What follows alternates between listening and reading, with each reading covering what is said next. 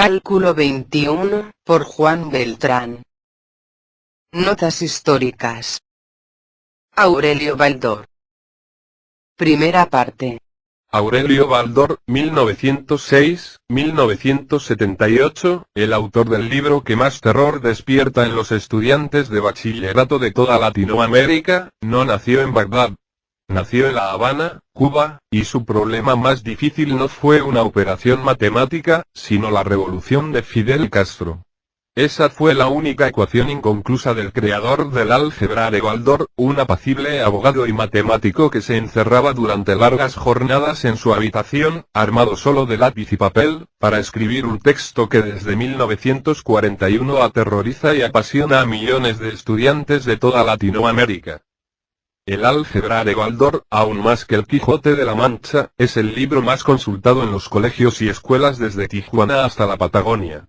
Tenebroso para algunos, misterioso para otros y definitivamente indescifrable para los adolescentes que intentan resolver sus misceláneas, a altas horas de la madrugada, es un texto que permanece en la cabeza de 3 generaciones que ignoran que su autor, Aurelio Ángel Baldor, no es el terrible hombre árabe que observa con desdén calculado a sus alumnos amedrentados, sino el hijo menor de Gertrudis y Daniel, nacido el 22 de octubre de 1906 en La Habana, y portador de una apellido que significa Valle de Oro, y que viajó desde Bélgica hasta Cuba sin tocar la tierra descherezada.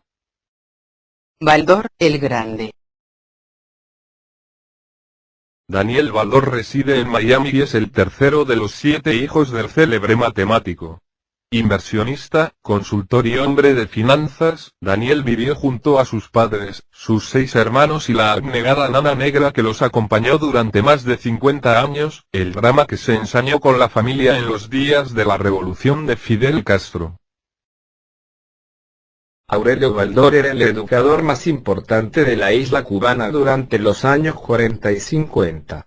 Era fundador y director del Colegio Baldor, una institución que tenía 3.500 alumnos y 32 buses en la calle 23 y 4, en la exclusiva zona residencial del Vedado.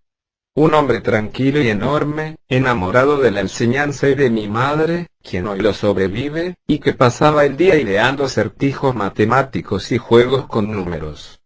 Recuerda Daniel, y evoca a su padre caminando con sus 100 kilos de peso y su proverbial altura de 1 metro con 95 centímetros por los corredores del colegio, siempre con un cigarrillo en la boca, recitando frases de José Martí, y con su álgebra bajo el brazo, que para entonces, en lugar del retrato del sabio árabe intimidante, lucía una sobria carátula roja. Los Baldor vivían en las playas de Tarará en una casa grande y lujosa donde las puestas de sol se despedían con un color distinto cada tarde y donde el profesor dedicaba sus tardes a leer, a crear nuevos ejercicios matemáticos y a fumar, la única pasión que lo distraía por instantes de los números y las ecuaciones. La casa, aún existe y la administra el Estado cubano. Hoy hace parte de una villa turística para extranjeros que pagan cerca de $2.000 para pasar una semana de verano en las mismas calles en las que Baldor se cruzaba con el Che Guevara, quien vivía a pocas casas de la suya, en el mismo barrio. Mi padre era un hombre devoto de Dios, de la patria y de su familia, afirma Daniel. Cada día rezábamos el rosario y todos los domingos, sin falta, íbamos a misa de 6, una costumbre que no se perdió ni siquiera después del exilio. Eran los días de riqueza y filantropía, días en que los Baldor ocupaban una posición privilegiada en la escala social de la isla y que se esmeraban en distribuir justicia social por medio de becas en el colegio, y dar ayuda económica para los enfermos de cáncer. Álgebra del exilio. El 2 de enero de 1959 los hombres de barba que luchaban contra Fulgencio Batista se tomaron La Habana. No pasaron muchas semanas antes de que Fidel Castro fuera personalmente al Colegio Baldor y le ofreciera la revolución al director del colegio.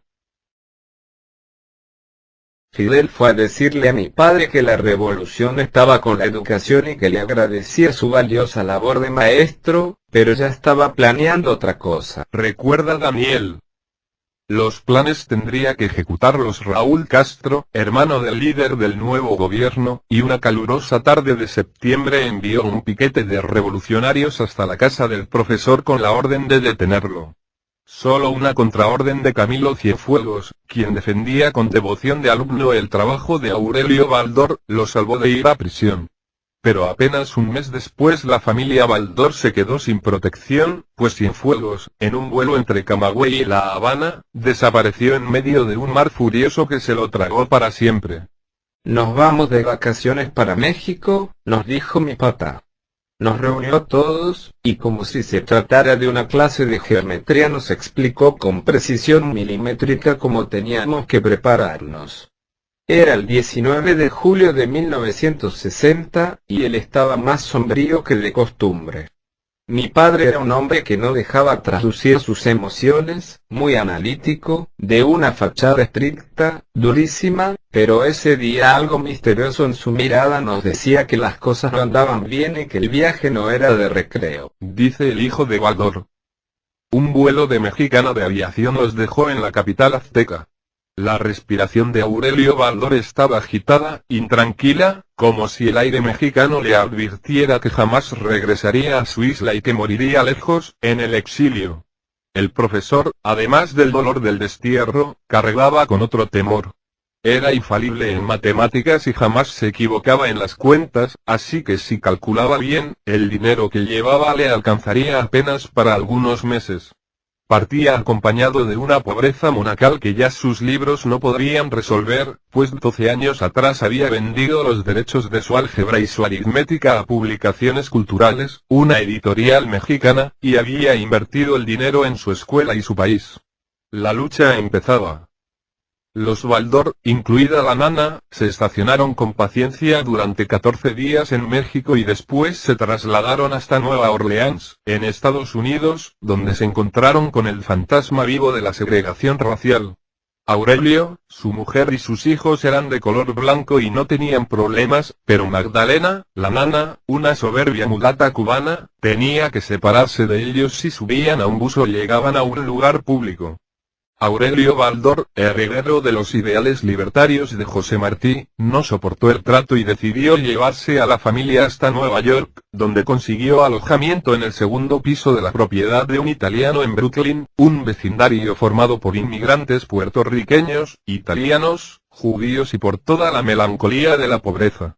El profesor, hombre friolento por naturaleza, sufrió aún más por la falta de agua caliente en su nueva vivienda, que por el desolador panorama que percibía desde la única ventana del segundo piso.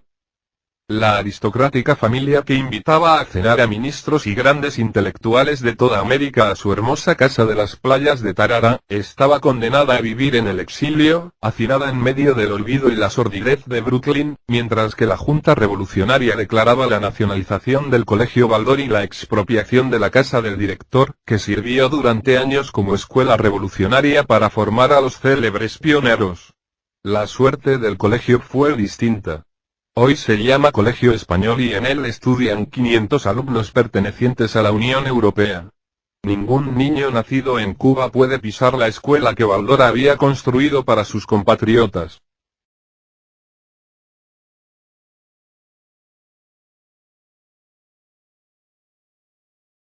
Hasta pronto, y ánimo en el esfuerzo por aprender.